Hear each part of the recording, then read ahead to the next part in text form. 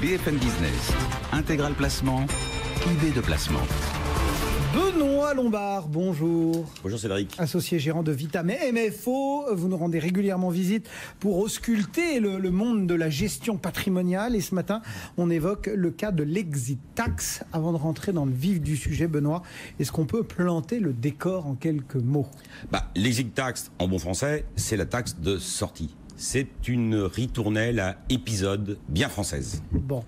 Qu'est-ce que c'est que l'exit tax? L'exit tax, c'est une taxe qui a été créée en 98 et qui en 2004 a été condamnée par la Cour de justice de l'Union européenne dans un fameux arrêt du mois de mars, l'Astérudus Saillant, qui a estimé, la Cour de justice, que c'était contraire aux libertés fondamentales de l'Union européenne. Et qu'est-ce qui est contraire à ces libertés fondamentales? Ce qui est contraire, c'est à ces libertés. Donc c'est le fait de pouvoir bloquer quelqu'un sur un pays en le taxant si jamais il sort de son territoire. Et l'exit tax, c'est quoi? C'est une taxe qui est due par un contribuable français. Et qu'est-ce qu'un contribuable français au sens de l'exit tax? C'est quelqu'un qui a passé au cours des 10 dernières années 6 ans sur le territoire français. Et si cette personne détient des titres, des créances, des valeurs mobilières d'un montant suffisant, donc au-delà de 800 000 euros actuellement, ou s'il a plus de 50% des droits dans les bénéfices de la société, eh bien, il va devoir déclarer cette plus-value, la cristalliser, la figer, et puis, elle ne sera pas taxable tout de suite, elle sera taxable, dans les conditions actuelles, si jamais il vend ses titres du temps où il est parti sur le territoire étranger, donc dans les 15 ans qui suivent son départ. Oui, donc c'est une vraie cage, on va dire. Et ça comprend vraiment une classe d'actifs assez étendue. Alors, c'est une classe d'actifs relativement étendue, puisque je vous ai parlé du seuil de 800 000 euros de participation. Je vous ai parlé des 50% dans les bénéfices sociaux en deçà de 800 000 euros. Mais ça touche aussi donc toutes les créances qu'on peut avoir sur une entreprise. Donc ça touche aussi les plus-values en report d'imposition. Et on sait que les plus-values en report d'imposition à l'occasion d'opérations capitalistiques est une technique, est un outil qui permet de ne pas taxer parce qu'on n'a pas cash-outé, on n'a pas monétisé.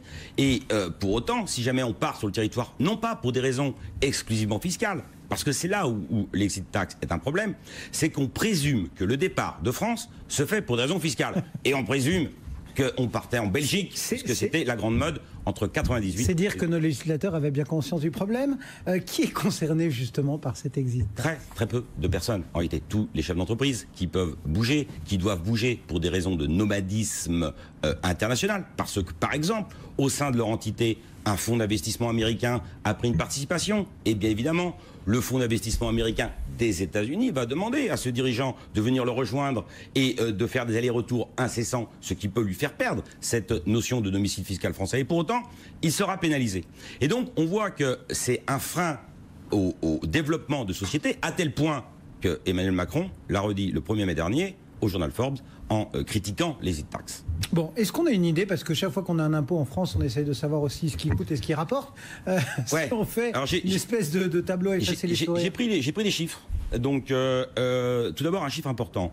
En 20 ans, 80% de Français en plus de l'étranger. De 1 million, on est passé à 1 800 000. Le Conseil des prélèvements obligatoires, dans son rapport de janvier 2018, tout récent, a estimé qu'il y avait à peu près 374 départs donc, de contribuables français qui étaient frappés par les exit tax sur 4 500 qui sont partis pour des raisons liées à l'impôt sur le revenu. Ça, c'est lié au débat parlementaire.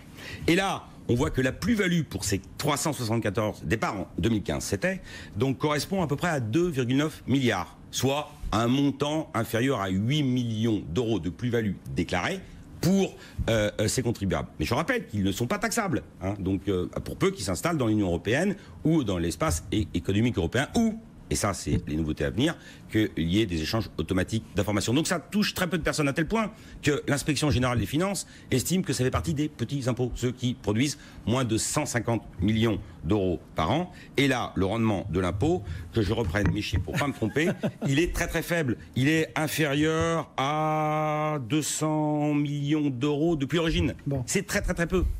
Ça rappelle la taxe sur les yachts. Ouais. Oui, mais là, elle existe, celle-là. Et elle a concerné un bateau, c'est ça? Un bateau, oui. En conclusion, qu'est-ce qu'on se dit justement sur cet exit? À tel point, c'est un frein au départ, à tel point qu'on cristallise la valeur à l'instant T, ça veut dire aussi que pour le dirigeant, on peut le faire partir, cristalliser cette valeur, vendre l'entreprise au-delà de 15 ans, mais toute la valeur qui va créer l'accroissement de valeur de son entreprise du temps où il est non-résident sera taxable dans le pays où il s'installe. Donc, de la déperdition de valeur. C'est la raison pour laquelle, dans le projet de loi de finances qui est présenté actuellement en débat au Parlement, eh bien, il y a une mesure qui dit que si vous partez, vous devez déclarer la plus-value, vous n'êtes pas obligé de la payer maintenant, si vous vendez, non pas dans les 15 ans, mais dans les 2 ans. Donc, un assouplissement de cette mesure qui ne va pas jusqu'au point que souhaitait le président Macron, puisque lui, il avait dit le 1er mai dernier qu'il voulait supprimer l'exit tax. On n'y arrive pas. Ah oui. Faut dire que les temps sont durs. Les temps sont durs. Benoît Lombard et Vitam MFO. Merci beaucoup, Benoît.